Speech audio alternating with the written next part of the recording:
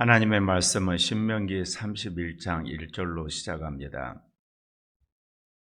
하나님께서 하나님의 말씀을 전하는 종들을 세우시는데 예수님 오시기 전에는 선지자를 세웠고 예수님 가신 후에는 사도들을 세웠습니다.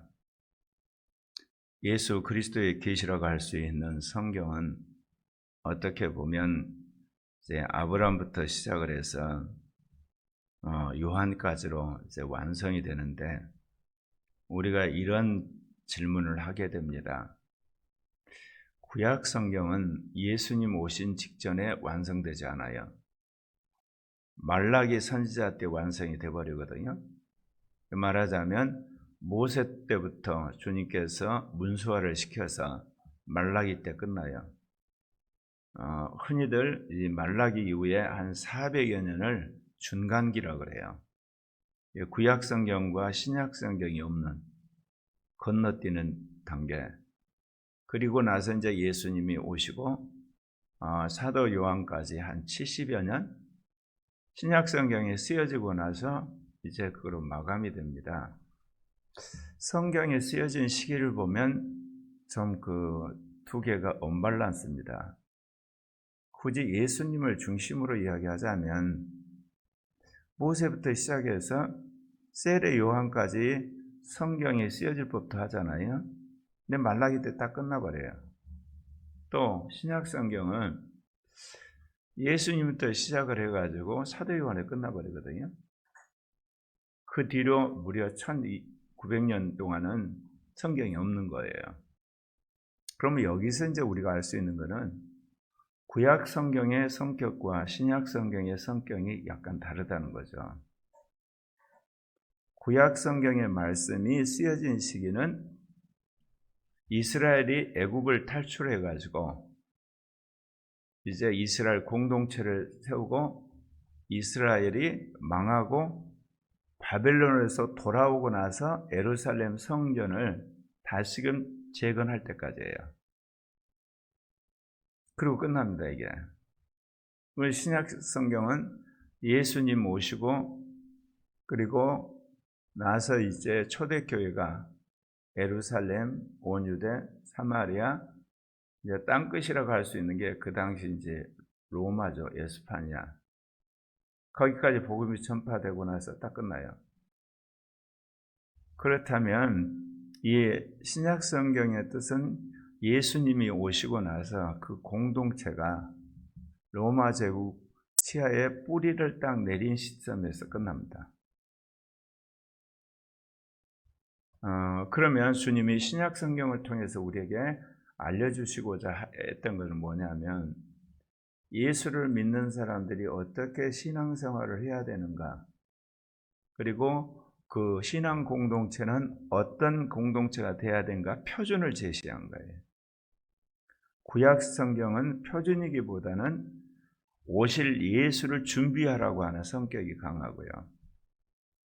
그래서 우리가 신구약을 통해서 이제 알 수 있는 것은 예수 그리스도의 재림을 준비하면서 그 재림의 공동체가 어떤 영적 수준과 거룩함과 그리고 신학적인 그런 지향점을 유지해야 되는가를 말씀하셨다는 겁니다. 말씀드린 것처럼 구약 성경이 정교화된 게 AD 한 90년경 그 유대교 납비들이 모여서 결정을 해요. 왜냐하면 자기들 보기에 기독교란 이단이 출현한 거거든요. 그러니까 정통이라고 하는 자기들이 이제 이 구약 성경을 몇 권으로 정리를 해야 되겠다. 그래서 우리는 39권인데 그들은 이제 붙어 있거든요. 24권을 정경으로 확정을 합니다. 그런데 이 기독교에서는 그 외에 많은 헬라어로 번역하는 과정 속에서 39권이나 46권인가? 그렇게 많은 것들을 70인역 그래서 정경 비슷하게 인정을 해요. 그러다가 이제 신약 성경은 AD 495년경인가 카르타고에 의해서 27권으로 확정이 됩니다. 그래서 루터가 종교개혁하기 전까지는요, 이 신구약 정경이 제가 잘 기억을 못했는데 76권인가 뭐 이렇게 해가지고 우리가 생각하는 것처럼 66권이 아니에요. 74권인가 뭐. 그러다가 이제 개신교가 개혁을 하면서 성경으로 돌아가라 그러니까 그때 돌아가는 성경이 뭐냐? 유대교에서 말하는 39권, 그 다음에 신약에서 말하는 27권, 그래서 66권을 만드는데 카톨릭이 아니야. 우리는 70인 성경, 그것과 신약의 27권 합쳐서 아마 여러분 한번 인터넷 검색해 보세요. 그렇게 해서 지금도 카톨릭은 정경이 우리보다 많습니다. 개신교는 66권인데, 그러고 나서 이제 그 성경이 이제 완성이 되고 정경으로 결정이 되는데, 엄밀히 말하면 사도 시대가 끝나고 성경 시대고 이제는 늦은 비 성령의 시대. 그러면 늦은 비 성령의 시대는 뭐 하는 시대겠어요? 성경을 성취하는 시대예요. 이른 비 성령의 시대는 신약 성경을 완성하는 시대고, 국가 기독교 시대는 성경을 그대로 반포하는, 알리는 시대라면 이 명확합니다. 그래서 이제는 우리는 성경을 실천하기 위해서 봐야 됩니다. 그래서 성경을 통해서 예수 그리스도를 알고 예수 그리스도를 따라 살아가는 거룩한 하나님의 사람들을 세우기 위한 목적이 명확합니다. 오늘 말씀에 보면 모세가 이 모압 평지에서 이스라엘 백성들에게 한 이야기의 이제 끝부분입니다. 내 나이가 120세가 됐다는 거죠. 내가 더 이상 출입하지 못하겠고 하나님께서 너는 요단을 건너서 가나안 땅 들어가지 못한다. 이제 너는 나에게 와야 될 때가 왔다. 그렇게 말씀을 하셨다는 겁니다. 오늘 말씀에 보면 참 귀한 약속인데, 여호와께서 이미 말씀하신 것과 같이 내 하나님 여호와께서 너보다 먼저 건너가사 이 민족들을 내 앞에서 멸하시고 내가 그 땅을 차지하게 할 것이며, 하나님이 우주 만물을 창조하고 주관하고 계시잖아요. 애굽 땅에도 하나님 계시지만 시나이 반도에도 계세요. 모압 땅에도 지금 계시고, 건너가서 요단강 건너편에 있는 가나안 땅에도 계시거든요. 근데 오늘 표현이 뭐냐면 내 하나님 여호와께서 너보다 먼저 건너가서 이 민족을 내 앞에서 멸해서 그 땅을 차지하겠다. 이거는 창조주 하나님으로서 우주 만물을 주장하고 역사를 주관한다, 그게 아니에요. 구속주 하나님으로서 먼저 가서 그들을 멸하고 그들에게 구속의 공동체를 세우게 하겠다는 그런 이야기입니다. 이거는 친히 하나님이 역사에 개입하는 이야기를 하는 거거든요. 일반적으로 하나님이 우리 역사에서 섭리하는 거고, 하나님께서 구속 공동체와 함께 하실 때 역사가 다르죠. 항상 하나님이 구속 역사에 개입할 때는 함께 일하는 공동체가 동행을 합니다. 그래서 그 말씀에 이런 이야기하죠. 여호사는 내 앞에서 건너갈지라. 그러니까 하나님이 적각거리는 가나안 땅에 먼저 가시는데 뒤따라서 가야 할 지도자가 여호수아 이스라엘 공동체예요. 하나님이 왜 남북한 통일을 주님 지연시키느냐? 남북 통일할 지도자와 공동체가 준비 안 되니까 지연되는 거예요. 아무리 기도해도 응답 못 하시는 거예요.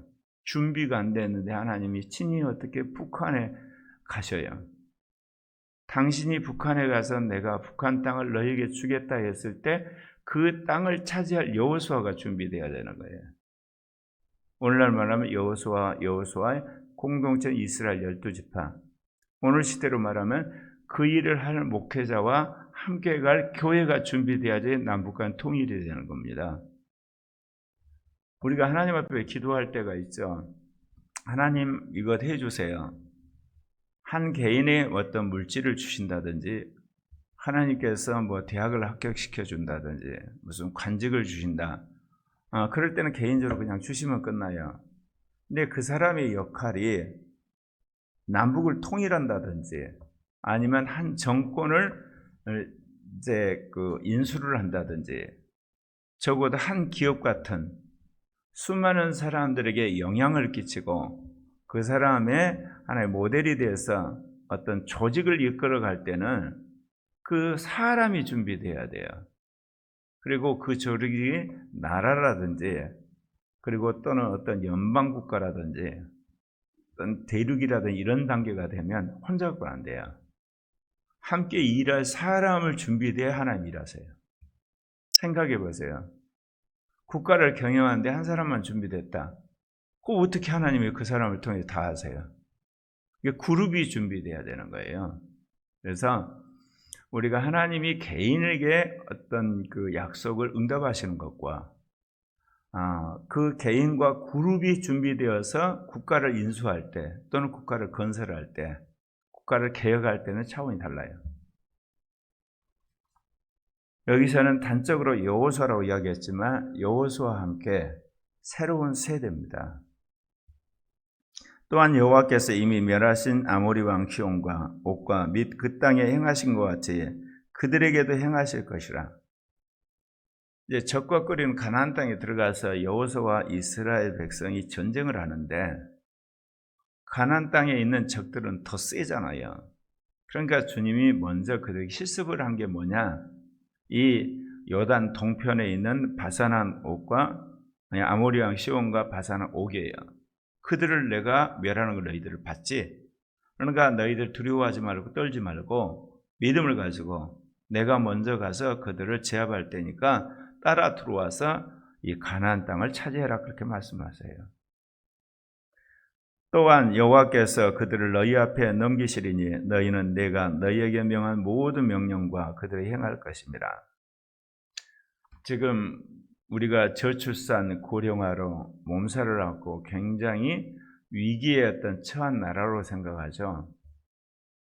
근데 저번에 고우정 간사가 하는 이야기였어요. 대한민국의 저출산 고령화 해결책은 남북 통일이다. 맞습니다. 2,500만이 이민을 오는 거예요, 남한으로. 우리로 말하면 북한까지 우리 영토가 넓어지는 거고, 그리고 북한은 이게 산업화도 되지 않았기 때문에 어마어마한 노동력이 그대로 있어요. 그들과 결합하게 되면 땅덩어리도 넓어지고 인간도 많아지게 되고, 또 사회가 이제 새로운 변화 속에서 역동력을 갖게 되거든요. 그 이야기는 지금 저출산 고령화라는, 어떻게 보면 대한민국이 세계에서 가장 먼저 없어질 나라지만 거꾸로 이것을 통해서 주님이 우리에게 주시는 시대적 징조는 통일의 때가 가까웠다는 거예요. 그러면 한국교회가 준비를 해야 된다는 거거든요. 근데 한국교회가 지금 1,000만에서 700만 이야기가 나와요. 그럼 이거는 뭐냐? 분명히 하나님이 한국교회에 복음 통일하도록 주셨는데 한국교회도 한국과 더불어서 숫자가 줄어든다. 뒤집어 말하면 개혁을 한 다음에 교회가 생명력을 회복하고 통일에 대한 분명한 전략을 가질 때, 그 다음에 국가적 난제를 해결하기 위해서 하나님께서 남북 간 통일할 것이라는 게 명확해졌어요. 제가 아마 20여 년 전부터 그런 이야기 했을 겁니다. 하나님께서 이제 이 아시아를 선교하게 하실 텐데, 아시아가 한결같이 왕정 국가예요. 독재 국가고 권위적인 국가들이거든요. 나 계시록을 보면 여러분이 알겠지만 계시록은 개인의 자유가 보장된, 그러면서 자본주의가 만개하는 나라예요. 그러니까 민주주의와 자본주의, 그리고 오늘날 말하면 디지털 문명, 그래서 세계 화폐가 하나 되고 국가가 하나 되고 종교까지 통합되는 그런 시대로 가게 되는데, 그렇다면 당연히 아시아의 모든 왕정과 독재국가, 권위적인 국가는 무너져야 되는 게 당연한 거예요. 내가 42년 된 환상을 보면서 아시아 선교에 대한 환상이 아니 정확히 구름을 하나님이 그려준 것 때문에 그런 것도 있지만 성경을 봐도 논리적으로 무너져야 되는데 지금 무너지고 있는 거예요. 근데 이제 우리는 이거를 종말이 왔다 그러죠. 종말 아니라니까요. 기독교 사회의 종말이 온 거예요. 개신교 문명의 종말이 온 거예요. 그래서 이러한 때 한국과 한국 교회가 준비를 하게 되면 하나님께서 이제 통일을 하게 하세요. 그 전조가 러시아 우크라이나 전쟁이에요. 여러분, 러시아가 우크라이나를 이길 것 같습니까? 절대로 못 이깁니다. 같이 휴전을 했으면 했지. 왜냐? 러시아가 우크라이나를 점령을 해서 그거를 자기 땅으로 병합한 순간 이제 서구라파는 러시아의 포위가 돼가지고 전전 근거가는 상황이 오거든요. 저거를 미국과 서구라파가 그대로 둘 것 같습니까? 어떤 식으로든지 러시아가 코너에 몰립니다. 그래서 러시아가 또다시 민족 분열이 돼서 나라가 몇 개로 쪼개질 수도 있어요. 그 다음에 이제 누구에게 불이 붙겠습니까? 중국에 불이 붙죠. 중국에 있는 신장 티베트 지구, 내몽골, 그리고 남진아의 대만, 인도. 중국이 이제 몇 개의 그 군벌로 쪼개지고 나면 이제 북한을 하나님 흔드세요. 그때가 통일이 됩니다. 그래서 우리가 통일하게 될 때 한국은 세계에서 가장 강력한 문화 강국이 되고 경제 강국이 되고 군사적으로 강국도 돼요. 왜 그러냐면 미국은 최첨단 무기의 자유 진영에서 군수 물품을 만들어진 나라지만 워낙 비싸요. 그리고 첨단 제품이에요. 그리고 그들은 세계를 대상으로 지금까지 미국을 방어하게 만든 무기들이기 때문에 오늘날 같이 국지전이 일어난다든지 국가 간에 직접 재래식 전투가 일어날 때 무기는 대한민국이에요. 대한민국이 2위 군사 강국이 돼버렸어요. 생산국이. 우리 생각하기에는 그냥 대포나 탱크 만들면 되잖아. 함정 불가능해요. 10년, 20년 검증을 해야지 만들어지는 거예요, 이게. 그러니까 서구라파가 그동안 1981년 소련이 망하고 나서 그 몇 년입니까? 40년 동안 모든 방산을 다 줄여왔어요. 평화시대가 영원할 거라고 생각해서. 군사 강국인 독일이나 프랑스나 영국도 그런 거거든요. 그러니까 지금 무기를 만들 수가 없는 거예요. 무기는 미국 아니면 한국이에요. 재래식 무기는 한국이에요. 하나님 그렇게 역사를 해버린 거예요. 남북한이 싸우다 보니까 우리가 살기 위해서 우리는 군수사람을 키웠는데 그게 이렇게 제2의 방산국가가 될 줄 누가 알았냐고요. 하나님 그렇게 하시는 거예요. 물론 러시아, 중국 다음에 북한도 제3의 이제 그 권위적 국가에 있어서는 이제 방산국가가 돼버렸는데, 근데 세계 역사가 지금 어떻게 가냐? 미국이 세계 경제와 군수물품 그리고 이 디지털 문명을 쥐는 게 이 반도체란 것을 바이든이 한 거예요.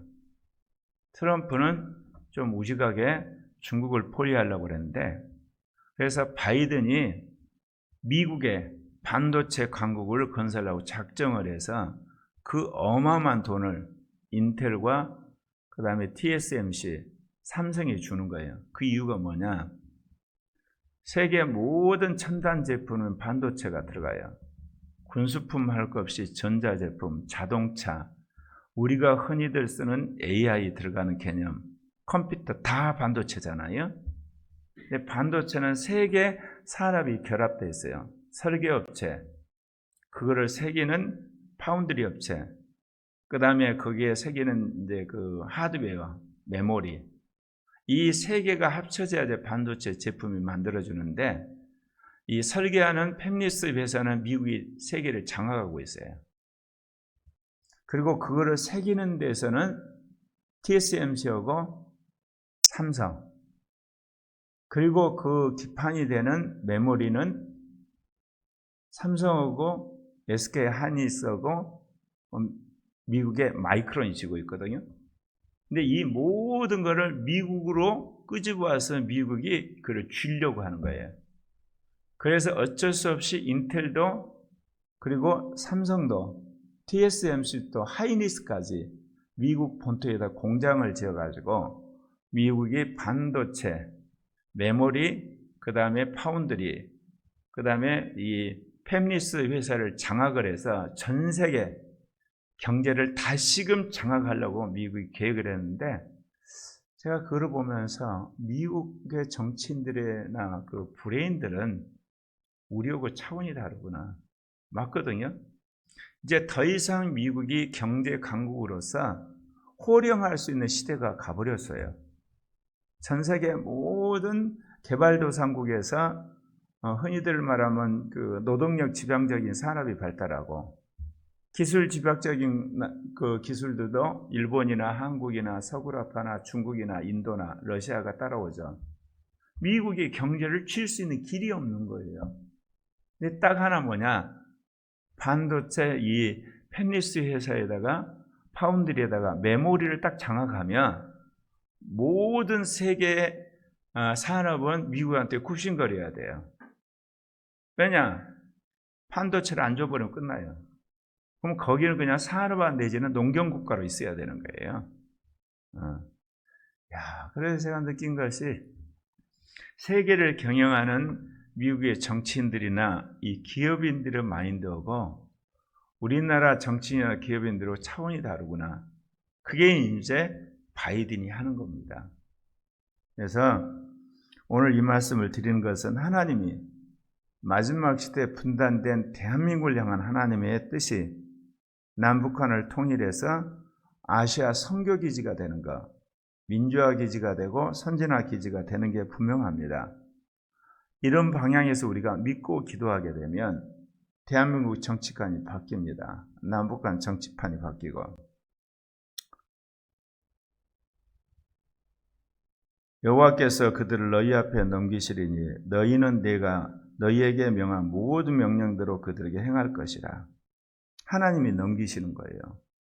한국의 정치를 한국교회, 북한의 정치판을 한국교회에 넘기시오. 그러려면 한국교회가 개혁이 돼야 되겠죠. 그래서 하나님께서 저 개인적으로는 42년 전에, 코리아교로 말하면 28년 전에 세우셔서 주님이 우리로 하여금 새로운 어떤 모델이 되게 하시는 겁니다. 너는 강하고 담대하고 두려워하지 말라. 그들 앞에서 떨지 말고 내 하나님 여호와께서 함께 가시니까, 그리고 너를 떠나지 아니할 거니까 담대하라는 겁니다. 그래서 모세가 여호수아를 불러서 이스라엘 목전에서 그에게 이르되 너는 강하고 담대하라. 너는 이 백성을 데리고 조상들에게 맹세하신 땅으로 들어가라. 그래서 그 땅을 차지해라. 그리하면 여호와 그가 내 앞에 가시며 너와 함께 하사 너를 떠나지 아니할 것이다. 주님이 남북한 통일과 아시아 선교 전략을 위해서 제가 결혼하기 전부터 주신 말씀이 세대복음화예요. 어떻게 해서 그 말씀을 주시게 됐는가? 과정은 그래요. 이스라엘 역사를 보고 교회사를 보면서 위대한 하나님의 종들의 시대가 가고 나면 그 뒤에 다음 세대가 끊겨져 가지고 급속하게 교회가 타락을 해요. 그래서 이제 제가 마음속에 둔 게, 하나님 나에게 주신 이 종교 계획이 성공을 하면 아들, 딸 시대, 손자, 손녀 시대, 증손자, 증손녀 시대까지 이 영적인 리더십이 이어지면서 계속해서 하나님의 사람들이 권리를 해야만 가능하겠다. 그래서 지금까지 그래 온 거예요.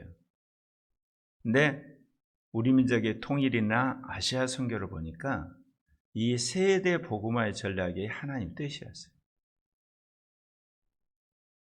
당대의 복음화가 끝나지 않아요, 민족에. 그리고 이것이 이제 그때는 몰랐죠. 나중에 14만 4천의 무리, 다른 말로 말하면 이제 전 세계가 복음화되면서 나라와 족속과 백성과 방언에서 사단과 싸워 이기는 거룩하고 흠없는 무리, 이제 남아있는 14만 4천의 무리를 세우는 데 있어서 이 하나님의 영적인 세력을 일으키는데 주동자 역할을 하고 중심적 역할을 하는 리더십을 세우기 위해서 주님 오신 날까지 세대복음화 하라고 그러신 거구나. 나는 단순히 우리나라의 복음 통일을 위해서 세대복음화를 해야 된다고 생각을 했거든요. 근데 하나님은 아시아 선교를 완성하기 위해서라도 세대복음화가 중요한 거예요. 더더욱은 주님 재림을 위해서 세대복음화가 중요해요. 그 중요한 걸 여러분 아시죠? 한 인간이 태어나서 예수를 믿고 성령 안에 거룩한 자가 되고 사단과 싸울 수 있는 사람이 만들어지려면 철저하게 훈련을 받아야 되고 본인이 헌신을 해야 되잖아요. 근데 갈수록 세상은 악해져가고 교활해가요. 젊은 날에 예수 영접해가지고 그가 그런 인물이 만들어지겠습니까? 불가능해요. 20, 30대 예수 믿고 영접을 해서 말하자면 성령 받아서 훌륭한 목회자로서 열심히 전도자로 인생을 마칠 수는 있어도 한 나라와 아시아 전 세계를 이끌 지도자가 되려면 뱃속부터 훈련을 받아야 되는 거예요. 그런 지도자는. 그래서 하나님이 우리 교회에 세대 복음화의 모델을 만들어 작정을 하신 거예요, 지금. 그러니까 우리가 해야 될 가장 중요한 거는 우리가 하나님이 기뻐하는 14만 4천의 무리, 성도들의 반열, 신령한 자, 이기는 사람,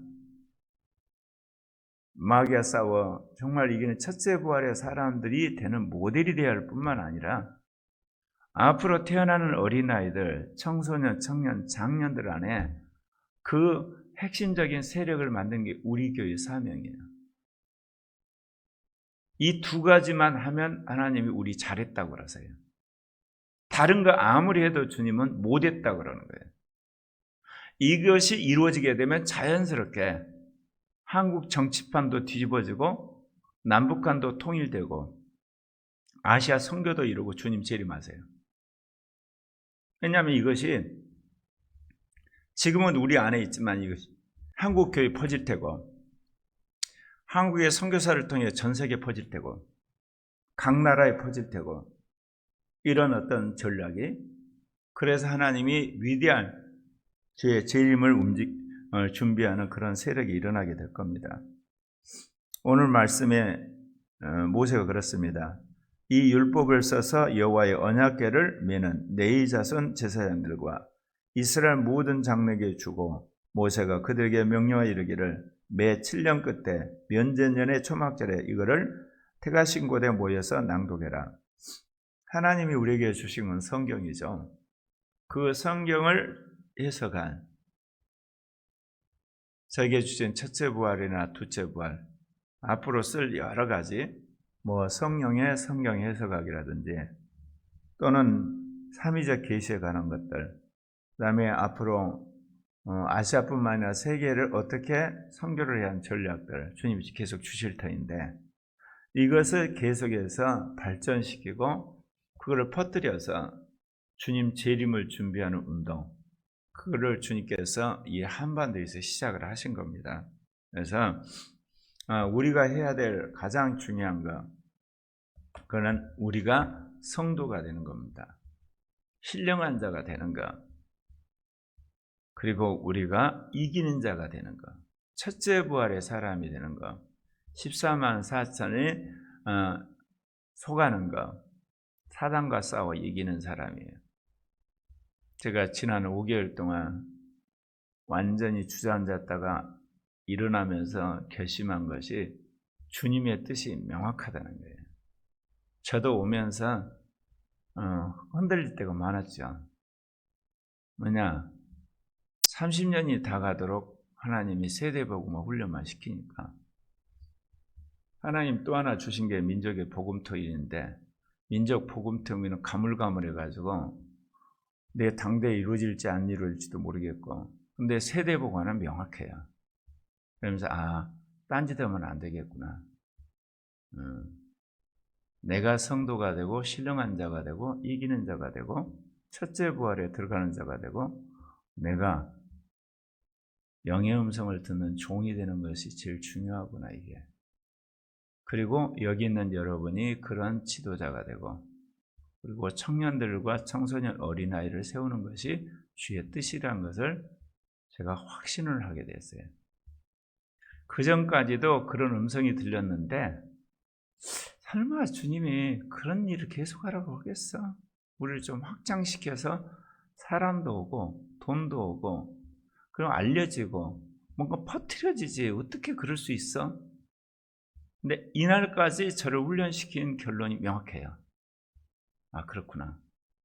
그래서 여러분은 딴 생각하지 마시고 여러분이 이기는 자가 되셔야 돼요. 여러분이 첫째 부활을 도장받은 사람이 되고 이기는 자가 되고 거룩한 자가 되셔야 돼요. 삼위적 계시로 사는 사람 되세요. 그것이 주님의 지금 뜻이에요. 그러게 될 때 그 모든 것을 이제 주님이 다 준비하셔서 이제 함께 일하게 하실 날이 꼭 와요. 기도합시다.